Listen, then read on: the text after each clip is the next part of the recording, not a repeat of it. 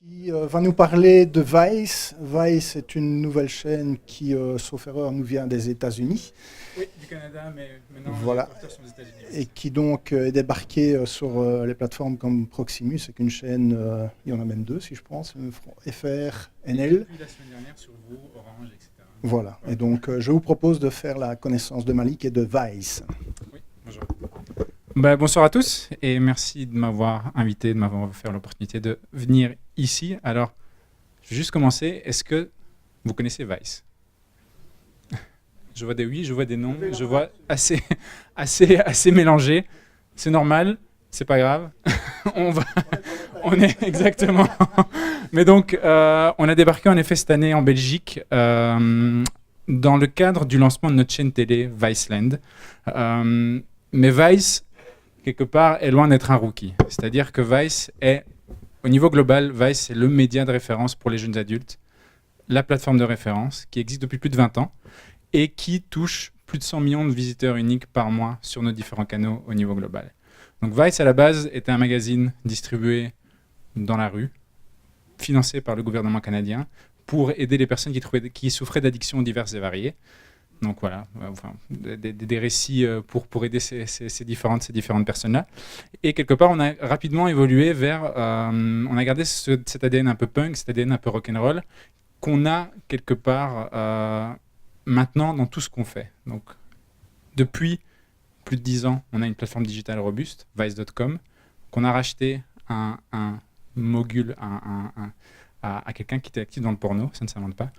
Donc auparavant, c'était Viceland.com, c'est devenu Vice.com en 2012. Et voilà, Vice est vraiment devenu, je dirais, la marque de référence pour les jeunes adultes au niveau global, via nos différents sites, via également un réseau de partenaires, où on touche près de 300 millions de visiteurs uniques par mois. Et comme je le disais, on est arrivé en Belgique, comme d'habitude en Belgique, on ne fait pas les choses comme les autres, c'est-à-dire qu'on a décidé de s'implanter en Belgique dans le cadre de lancement de notre chaîne télé, Viceland, parce que oui, on a eu l'idée de lancer une chaîne télé il y a 1 an pour les millennials, uniquement pour les millennials, du linéaire. On va vous expliquer un peu pourquoi, comment et où on en est arrivé là. Et je dirais qu'on est en train d'implémenter ces différentes plateformes en Belgique pour le moment, en se disant que ce qu'est Vice, quelque part, Vice, c'est le média pour les jeunes adultes, par les jeunes adultes. S'il y a du son. Vous entendez bien au fond?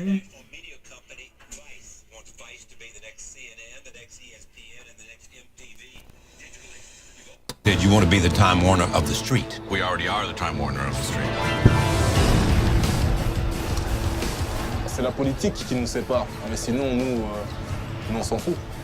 C'est de la musique. Vice magazine, which started in Montreal in 1994, it's become a global empire. You got Vice.com, international network of digital channels, TV production studio, a record label, an in-house creative services agency. Describe the Vice brand. What is it?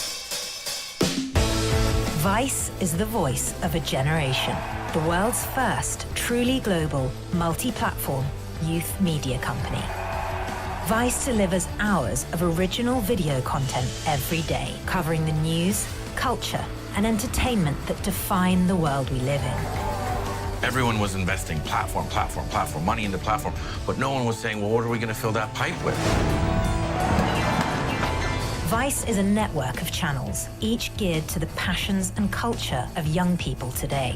Vice.com is the global portal to all of these exciting channels, covering topics from music, technology, food, zo pittig is dat je onder je ogen gaat zweten. Art, fashion, women's experience, some chicks doing DIY, and sports. Training, it's been a hell. To gaming, health, finance, social justice, and more. We want to do more. We have to do more. The time to act is now. Through deep support from partnerships with YouTube, Facebook, Twitter, Snapchat, mobile platforms, and hundreds of partner websites, Vice is creating the best original content for every screen and platform, reaching hundreds of millions of young people every month. Hij is grote leugenaar, Young people today have been marketed to since they were newborns. They've developed the most sophisticated bullshit detectors of all time. And the only way to circumvent that bullshit detector is to not bullshit. Cosplay is not consent. Dus je mag niet zomaar iedereen vastgraaien straks. Wel een goede tip. The people who shoot it have to be young. The people who cut it have to be young. The hosts have to be young. So if something is created in a boardroom, it will not work. Vice and its growing network of channels is defining the future of entertainment and news for young people everywhere. There's a changing of the guard every generation in media, and we are the changing of the guard for Gen Y.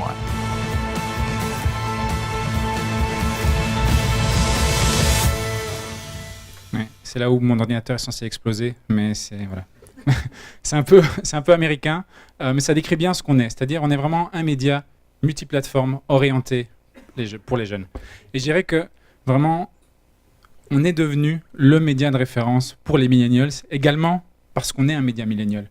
Donc Vice est né il y a 22 ans au Canada et n'a cessé d'évoluer. Enfin, on a parlé pas mal lors des précédentes interventions d'adaptation, de s'adapter, d'évoluer, etc. Et on a vraiment essayé de comprendre ce qui motive, ce qui touche, la manière dont les jeunes adultes consomment les médias et surtout ce qui a quelque part entraîné des changements radicaux dans leur vie et dans leur manière de consommer, que ce soit le média, mais également l'information, etc., etc. Et je dirais qu'on a identifié essentiellement 2 éléments. Je vais enfoncer des portes ouvertes, mais quelque part, ça explique bien la manière dont nous, on travaille. C'est-à-dire, c'est une génération qui a un accès instantané à l'information. Donc, on en a discuté, on l'a vu lors de l'intervention précédente. Il y a pas mal de choses qui évoluent au niveau de la consommation de l'information, au niveau de la manière dont cette cible a accès à l'information. Et ils ont un flux continu d'informations, un flux continu de contenu à consommer, auxquels ils ont accès de manière constante. Et le deuxième élément, quelque part, qui est aussi important, c'est de se dire que c'est une génération qui a été confrontée à de gros changements, je dirais, au niveau sociétal. Notamment, voilà, moi je prends mon exemple concret. Je fais partie de cette génération-là, encore tout juste. Et je dirais que lors de mon premier job, mais voilà, j'ai commencé dans la publicité en 2008, en pleine crise financière. Après 3 mois, enfin, j'avais commencé chez DDB, on devait virer 10% des effectifs. Donc, quelque part, c'est une génération, c'est des choses qui marquent aussi cette génération-là. C'est-à-dire que on est né dans un contexte où les gens en costume nous ont menti, où les banquiers nous ont menti. Et donc, il y a vraiment aussi cet état de fait, quelque part, de méfiance qui s'est installé par rapport aux institutions et par rapport aux médias traditionnels. Et en ce qui nous concerne, c'est vraiment sur ces 2 éléments-là qu'on va travailler pour, quelque part, gagner le cœur et trouver une place importante, intéressante auprès des millennials au jour d'aujourd'hui. Je dirais que quand on parle de méfiance, mais cette méfiance, on va l'aborder via une approche spécifique au niveau de notre contenu et au niveau des histoires qu'on va raconter sur Vice. Typiquement, le contenu sur Vice, je vous invite à aller consulter ça. Je vous invite également à aller regarder Viceland. Vous allez voir que on va toujours partir d'une problématique très spécifique qu'on va essayer quelque part de tirer dans un contexte plus global. Alors l'exemple ici, qui est illustré par cette photo, c'est un reportage qu'on a été réalisé à Guantanamo, dans la cuisine de Guantanamo, où on avait constaté qu'il y avait toute une série de prisonniers qui avaient fait une grève de la faim. Pourquoi ? Tout simplement parce que la nourriture qui était proposée n'était pas halal. Pourquoi elle n'était pas halal ? Parce que Cuba souffre d'un embargo des États-Unis qui fait en sorte qu'ils ne pouvaient pas importer les bons produits. Et donc, quelque part, cette petite histoire au niveau de la cuisine de Guantanamo nous a permis de parler d'un sujet politique beaucoup plus global. Donc, c'est vraiment la manière dont on essaye d'approcher les sujets, de mettre en avant notre contenu, c'est-à-dire essayer de partir de choses avec lesquelles notre cible peut se sentir en connexion. Vraiment essayer de raconter des histoires qui connectent avec cette cible. Et c'est toujours aussi du contenu très personnel. Donc, sur Viceland, sur Vice.com, sur Viceland, vous allez souvent avoir des journalistes qui passent face caméra. Sur Vice.com, il y a pas mal d'articles qui démarrent, genre « j'ai passé 24 heures et ceci s'est passé ». Donc, il y a toujours aussi un aspect personnel qui fait que c'est du contenu dont on se sent proche quelque part. Et c'est aussi la raison pour laquelle on se lance en Belgique, c'est-à-dire qu'on n'a pas l'ambition d'être une boîte aux lettres de l'international. On veut vraiment être un acteur également local qui va quelque part amener en Belgique le meilleur contenu de l'international et qui va amener à l'international les histoires belges qui peuvent être pertinentes et qui ont une résonance plus globale, quoi. Donc ça, c'était, je dirais, pour l'aspect éditorial. Et à côté de ça, tout ce qui est access, eh bien, c'est vrai qu'on travaille énormément à la manière dont on va distribuer notre contenu et au format qu'on va choisir dans la distribution de ces contenus. Et là, je vais rejoindre Fabien de la RTBF qui vous a présenté un petit peu la manière dont on distribue également les contenus. Mais c'est vrai que chez Vice, eh bien, on part vraiment d'une approche qui est complètement plateforme agnostique. Donc c'est un grand mot. Qu'est-ce que ça signifie par là? C'est-à-dire que on va vraiment réfléchir dans un premier temps à quelle est l'histoire, quel est le contenu qu'on veut raconter, sans se préoccuper du média qui va supporter ce contenu. Donc c'est vraiment une approche centrée sur le contenu, se dire que, tiens, voilà, ça c'est vraiment l'histoire qu'on veut raconter, ça c'est un sujet qui est important pour nous, et ensuite seulement réfléchir à, tiens, voilà, ce sujet-là, on va le décliner de telle manière sur telle plateforme. Donc c'est vraiment une préoccupation centrale chez nous, dans tout ce qu'on fait, faire en sorte de mettre l'histoire au centre de ce qu'on fait, ensuite seulement réfléchir à la plateforme et ensuite proposer le contenu le mieux adapté à cette plateforme.